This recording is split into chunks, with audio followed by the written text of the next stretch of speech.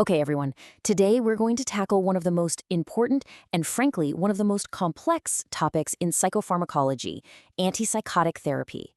Now, the best way to really get a handle on how these powerful drugs work is to think like a clinician. We need to see the problem we're trying to solve. So let's start with our patient. This is Luke. He's 22 years old, and he's just been brought into the ER by his family. Why? Because he's in the middle of an acute psychotic episode.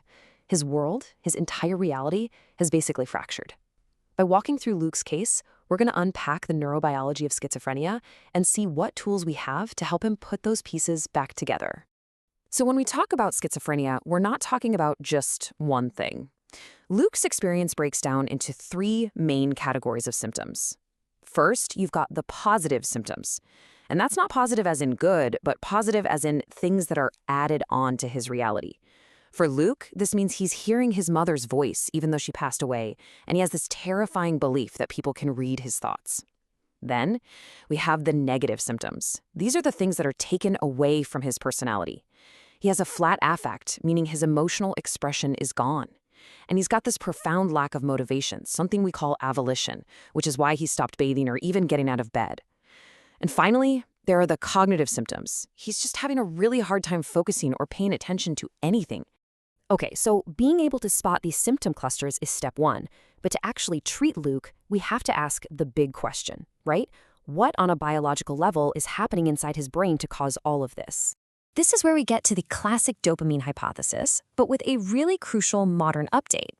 See, it's not just about having too much dopamine. That's too simple. It's really a disease of imbalance. In one key brain circuit, the mesolimbic pathway, there is way too much dopamine activity, and that's what's driving those positive symptoms, the hallucinations and paranoia. But at the exact same time, in a different circuit called the mesocortical pathway, there's a deficit of dopamine. And that's what's causing his negative and cognitive symptoms. It's a tale of two extremes happening at once. And the evidence for this dopamine link? Well, it's really compelling. I mean, we've known for a long time that drugs like amphetamines, which just flood the brain with dopamine, can actually cause psychosis in a healthy person. But look at this graph on the right. This right here is one of the foundational charts of our entire field. It shows this unbelievably direct correlation.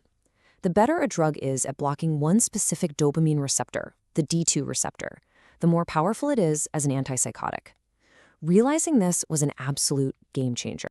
So, this huge discovery about the D2 receptor, it paved the way for our very first generation of treatments. But, as we're about to see, this first solution was, well, a bit of a double-edged sword. These first-generation drugs, which we call typical antipsychotics, are basically just really potent D2 receptor blockers. They are that double-edged sword. On one side, they are fantastic at treating Luke's positive symptoms. They block that excess dopamine in the mesolimbic pathway, and the hallucinations stop. Great. But the other side of that sword, they do absolutely nothing for his negative symptoms. In fact, by blocking D2 receptors in the mesocortical pathway that's already low on dopamine, they can sometimes make those symptoms even worse. And here's the bigger problem. This D2 blockade is like using a sledgehammer. It's not targeted at all. It also blocks dopamine in a part of the brain called the nigrostriatal pathway, which is absolutely essential for smooth, coordinated movement. This collateral damage causes a whole range of really awful movement disorders. You can get acute extrapyramidal symptoms, or EPS, which can look a lot like Parkinson's disease. You can get tardive dyskinesia, which is this potentially permanent, disfiguring movement disorder. And then there's the rare but life-threatening emergency known as neuroleptic malignant syndrome. This is the steep price of that powerful D2 blockade. And the collateral damage just keeps going. So it turns out that dopamine in another pathway, the tuberoinfundibular pathway, acts like a natural brake on the hormone prolactin. So what happens when these first-generation drugs block D2 receptors there? Well, you're basically cutting the brake lines. Prolactin levels shoot through the roof. This is called hyperprolactinemia, and it leads to all sorts of hormonal side effects, things like sexual dysfunction, infertility, and even breast development. So with all these severe limitations, it was pretty clear we needed a better solution, right? We needed a more precise tool than a sledgehammer. And this need is what set the stage for a whole new class of drugs, designed to be much more nuanced. And here they are, the second generation or atypical antipsychotics. Their mechanism of action is just so much more sophisticated. Instead of just hammering the D2 receptor, they do two things at once. They combine a weaker, more moderate D2 blockade with a really potent blockade of a totally different receptor, a serotonin receptor called 5-HT2A. And this dual action, this is the real genius of these newer drugs. You see, by blocking that serotonin receptor, they perform this really clever trick.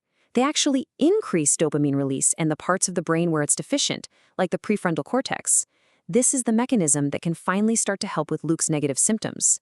And this elegant serotonin modulation, combined with a much gentler D2 blockade, is what dramatically lowers the risk of those terrible movement side effects. But, and this is a central theme you're going to hear again and again in medicine, there's no such thing as a free lunch in pharmacology. The atypicals manage to avoid a lot of the neurological problems of the older drugs, but they bring an entirely new set of risks to the table. And this leads us to the fundamental trade-off that every clinician has to make.